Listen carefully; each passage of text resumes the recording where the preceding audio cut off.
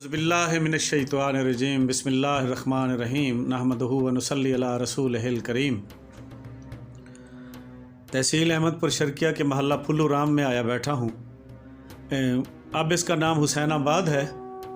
बर सगीर पाक व हिंद की तकसीम से पहले या जिस वक्त ये रियासत थी भावलपुर, उस वक्त इसका नाम फुल्लू राम हुआ करता था। इसी इलाके की एक बहुत बड़ी शख्सियत थी, हिंदू थे वो, उनके नाम पर अब इसका नाम हुसैनाबाद है। उस मोहल्ले में मैं आया बैठा हूँ अजीम बख्श भुट्टा साहब के पास।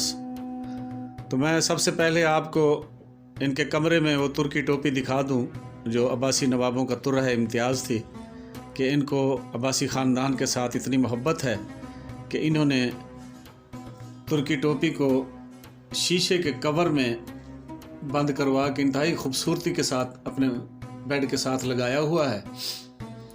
तो अजीम बख्श भुट्टा साहब को अगर मैं अब्बासी तारीख़ का हाफिज़ कहूँ तो बेजा ना होगा।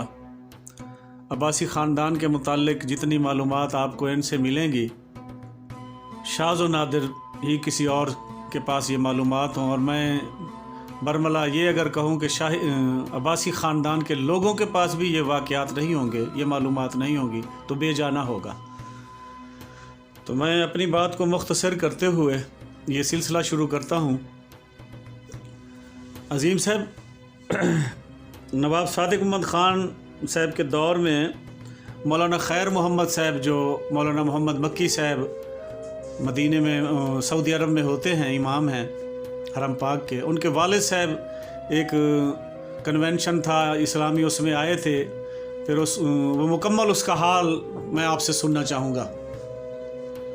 हर साल डेरा नवाब साहब में एक कन्वेंशन होता था जो कदीम मस्जिद है उसमें, जिसमें बड़े सगीर के तमाम बड़े उलमा को बुलाया जाता था। उस साल मौलाना खैर मोहम्मद साहब को भी बुलाया गया। इंतज़ामिया ने मौलाना खैर मोहम्मद से कहा कि ऐसी कोई बात ना कहिएगा कि नवाब साहब भी मधु हैं कि उनकी कोई दिल आज़ारी ना हो जाए। तो मौलाना खैर मोहम्मद ने हाँ में जवाब दिया। कुछ देर बाद उनकी तकरीर शुरू हो गई। नवाब ऑफ बहावलपुर नवाब सादिक मोहम्मद खान अब्बासी भी मस्जिद में तशरीफ़ ले आए। तो उन्होंने पेंट कोट पहना हुआ था। मौलाना खैर मोहम्मद साहब ने नवाब साहब को देखा। कुछ देर बाद मौलाना खैर मोहम्मद साहब ने नवाब साहब की तरफ मुतवज्जे होते हुए कहा कि ये हमारे हुक्मरान हैं और फ़िरंगियों का लिबास पहन के मस्जिद में आ गए हैं। तो नवाब साहब ने फ़ौरन अपने सर से हैट उतारा, जेब से रुमाल निकाला और अपने सर पे बांध लिया। थोड़ी देर बाद वाक़यात चलते रहे। थोड़ी देर के बाद मौलाना खैर मोहम्मद ने कहा कि हमारे हुक्मरान अपने बेटियों के, अपने बहनों के रिश्ते इसलिए नहीं करते कि उन जैसा कोई अमीर नहीं है या वो रिश्ते दे के उनको झुकना पड़ जाएगा। तो बेटियां घर में बैठी बैठी मतलब बूढ़ी हो जाती हैं। हाँ जी।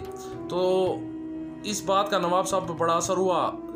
तकरीब ख़त्म हो गई तो उस वक्त के पुलिस कमिश्नर सरदार अमीन खान लोधी साहब, ये हुसैन अमीन लोधी साहब जो एडवोकेट हैं भावलपुर के, इनके वालिद साहब थे मेरे ख्याल में जी यही।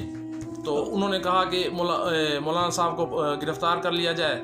तो नवाब साहब ने कहा कि जो हक़ुल्ला बात तुम्हारे सामने करता है वो तुमको अच्छा नहीं लगता। नवाब साहब जब घर तशरीफ़ ले गए तो उन्होंने मालूम किया कि हरम सरा में कितनी बच्चियाँ जो काबिल निकाह हैं कितनी हैं। तो मालूम हुआ कि भतीजियाँ भांजियाँ सब मिल मिला के तकरीबन 38 बच्चियाँ मौजूद हैं। तो नवाब साहब ने एक ही रात में सब का रिश्ता तय कर दिया और मालूम किया कि फजर की नमाज के बाद मौलाना खैर मोहम्मद अगर मौजूद हैं डेरा नवाब साहब में तो उनको बुला लाइए। तो मौलाना खैर मोहम्मद साहब को बुलाया गया। तो मौलाना खैर मोहम्मद साहब ने उन 38 बच्चियों का निकाह पढ़ाया और पढ़ा दिया उसी दिन। वाह वाह।